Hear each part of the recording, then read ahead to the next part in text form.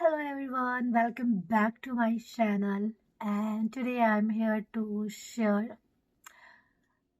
कि एक effective PhD proposal कैसे बनाएं। एज अ पीएचडी स्कॉलर और जो मैंने पीएचडी की अप्लाई करने के लिए जो मैंने अपना एक्सपीरियंस सीखा था within 6 month, today I am here to share कि अगर पीएचडी प्रपोजल बनाना है तो उसको कितने अच्छे तरीके से बनाएं, उसका एक वे क्या होता है, एक सही मेथड क्या होता है जानना। जस्ट सपोज आप किसी भी एरिया में रिसर्च कर रहे हो, जैसे कि मैं साइकोलॉजी के फील्ड में रिसर्च कर रही हूँ, तो मुझे उसके बेस पे अपना अच्छा एक प्रपोजल बनाना था, तो जिसके लिए मैंने बहुत सर्च किया। और आप लोगों की तरह मेरे साथ भी ऐसा ही होता था कि जो ख्याल मेरे मन में आता था मैं उसी के बेस पे अपना प्रपोजल बनाने लगने जाती थी, और जिससे मुझे उतने रिलेटेड डेटा नहीं मिल पाते थे जो मेरे क्वेश्चन को प्रॉपर सपोर्ट करें। तो जब भी हम कोई पीएचडी प्रपोजल बनाते हैं वो बहुत इफेक्टिव तौर पे हमें उसे बनाना होता है, तो उसके लिए हमें सबसे पहले जर्नल में जाना चाहिए। मैं आपको एक जर्नल सजेस्ट करूँगी। अगर आप साइकोलॉजी के फील्ड से हो तो आप एनुअल रिव्यू ऑफ साइकोलॉजी पे जाओ।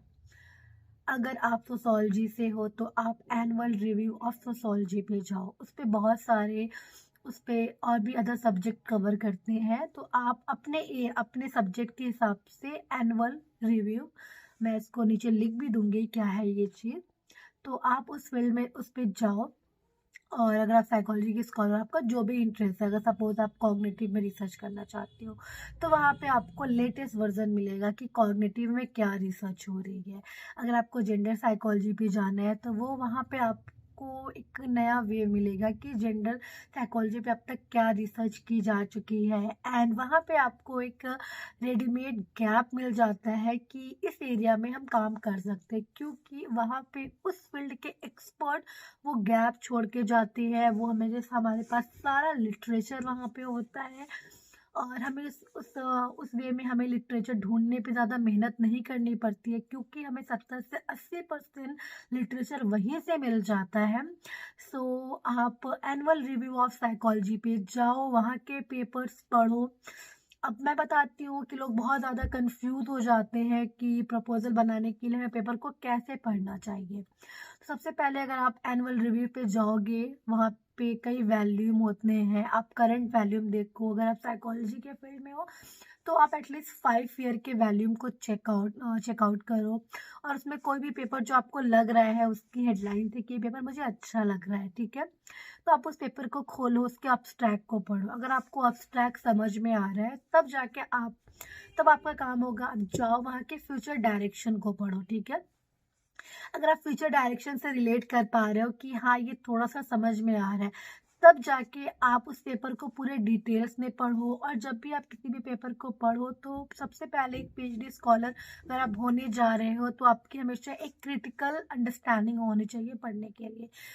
आप कोशिश ये करो कि आप उसका जीरोक्स ले लो, या आप लैपटॉप में पढ़ रहे हो तो पॉइंट को हाईलाइट करो, उस पॉइंट को लिखते जाओ कि आपको ये सारी चीज़ें मिल रही है इस पेपर से, ठीक है। और फिर उसके बेस पे अपना हेडलाइन प्रिपेयर करो, ओके। और वहाँ उसका जो गैप है वो आपका रिसर्च क्वेश्चन होगा, उसके गैप को उठाओ और वो आपका रिसर्च क्वेश्चन होगा। लिटरेचर जो लोग सबसे ज़्यादा मेहनत करते हैं कि लिटरेचर कैसे मिलेगा, वहाँ पे तो आपको बना बनाया लिटरेचर मिल जाता है। आप उसको पैराफ्रेज करो, ठीक है, उसको अपने लैंग्वेज में उस पेपर को समझो और उसके लिटरेचर को लिखो, वहाँ पे साइट करो। और फिर जब आप जो जो वहाँ पे जो जो पेपर साइट हुए रहते हैं तो उसके बेस पे उस पेपर को आप जाके खोलो और देखो वहाँ पे क्या मेथड यूज़ किया गया है, ठीक है। जो गैप आपको दिख रहा है इस मेथड से कितना अच्छा रिजल्ट मिला है कि नहीं मिला, उस बेस पे आप अपना मेथड क्रिएट कर सकते हो, ओके। आपका एक प्रॉपर जो फॉर्मेट होगा, आप 2 से 3 पेपर बहुत अच्छे से पढ़ोगे तो आपका एक बहुत ही इफेक्टिव प्रपोजल बन जाएगा। और उस प्रपोजल को जब भी आप पीएचडी में जाओगे इंटरव्यू के लिए। सो आपके लिए उस क्वेश्चन को क्या नाम उस क्वेश्चन का आंसर देना बहुत ज़्यादा आसान हो जाएगा, क्योंकि आपने जो गैप लेके आया, क्यों लेके आया। सबसे पहला हमारा क्वेश्चन होता है कि आप क्यों इस एरिया पे काम करना चाहते हो।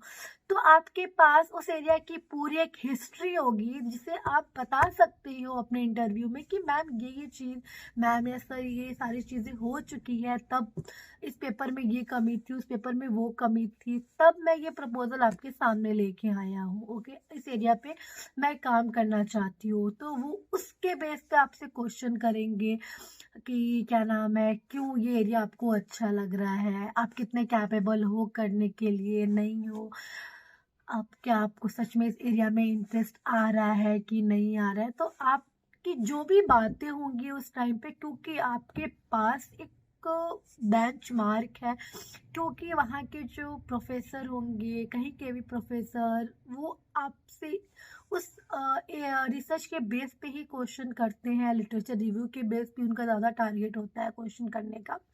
तो अगर आप ऐसे प्रिपेयर करके जाओगे, सो आपको आपके पीएचडी में एडमिशन लेना बहुत ज़्यादा आसान हो जाएगा और आपका प्रपोजल भी बहुत ज़्यादा सॉलिड बनेगा, क्योंकि आप जो बात कर रहे हो on the basis of research बात कर रहे हो। और एक पीएचडी स्कॉलर के लिए यही सबसे बड़ी पॉइंट होता है कि वो जो भी बात करते हैं वो एज अ रेफरेंस बात करते हैं। ठीक है, जब आप पीएचडी में जाओगे तो आपका एक बहुत ही अच्छा एक्सपीरियंस होगा कि आप सुनी सुनाई बातों पे यकीन नहीं करोगे, क्योंकि आप जो भी बात करोगे वो on the basis of research, on the basis of reference बात करोगे।